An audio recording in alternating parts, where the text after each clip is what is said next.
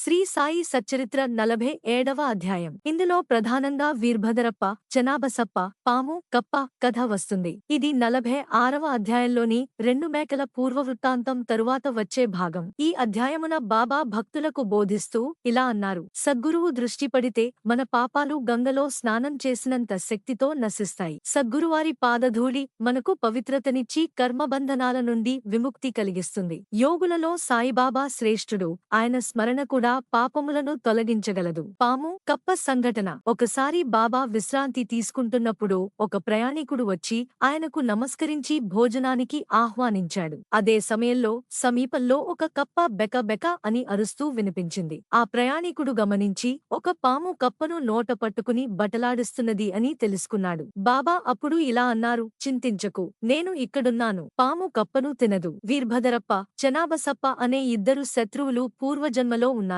వారు ఇప్పుడు పాము, కప్పలుగా పుట్టారు. వారి మధ్య ద్వేషం ఇంకా పూర్తిగా తీరలేదు. కాని నేను ఇచ్చిన వాగ్దానం వల్ల కప్పకు ఏమీ కాదు. బాబా సర్పాన్ని సంబోధిస్తూ అన్నారు: ఓ వీర్భద్రప్ప, నీవు పాము రూపంలో పుట్టినా నీ శత్రువు చెనాబసప్పపై ద్వేషం వదలలేదా? సిగ్గులేదా? మీ మధ్య ద్వేషాన్ని విడిచిపెట్టు, శాంతిగా ఉండు. వెంటనే పాము కప్పను వదిలి నీటిలో అదృశ్యమైంది. కప్ప కూడా తప్పించుకుని ప్రాణం నిలుపుకుంది. వీర్భద్రప్ప, చెనాబసప్ప పూర్వజన్మ కథ. బాబా తరువాత భక్తులకు వారి పూర్వవృత్తాంతాన్ని వివరించారు. దేవాలయ మరమ్మత్తు మరియు లోభి కోశాధికారి. ఒక గ్రామంలో పాత శివాలయాన్ని మరమ్మత్తు చేయడానికి ప్రజలు విరాళాలు సేకరించారు. ఆ సొమ్మును కోశాధికారిగా ఒక ధనవంతుడు నియమించబడ్డాడు. కాని అతను లోభి, మోసగాడు. డబ్బు ఎక్కువగా తనకే వాడుకొని దేవాలయానికి తక్కువ ఖర్చు చేశాడు. భార్యకు మహాదేవుడు కలలో దేవాలయ శిఖరాన్ని గట్టి నీకు ఒక 100 రూపాయల వరం ఇస్తాను అని చెప్పాడు. ఆమె భక్తితో తన బంగారు నగలను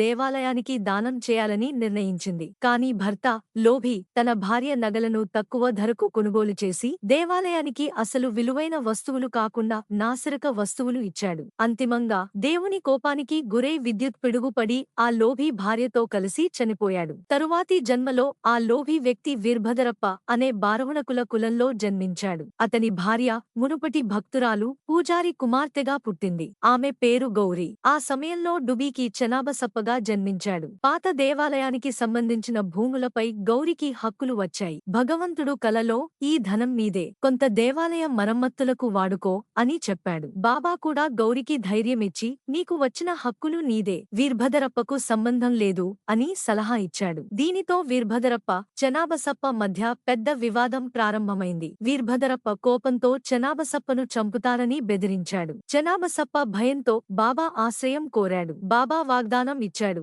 నేను నిన్ను రక్షిస్తాను. నీ శత్రువుల నుండి నిన్ను తప్పక కాపాడతాను. తరువాతి జన్మ పాము, కప్ప. కొంతకాలానికి వీర్భద్రప్ప చనిపోయి పాముగా, చెనాబసప్ప చనిపోయి కప్పగా పుట్టారు. పూర్వజన్మలోని శత్రుత్వం కొనసాగి పాము కప్పను పట్టుకుంది. కాని బాబా ఇచ్చిన వాగ్దానం గుర్తుంచి పామును ఆపి కప్పను రక్షించాడు. దీని యొక్క నీతి ఏమిటంటే కర్మ ఫలం తప్పదు.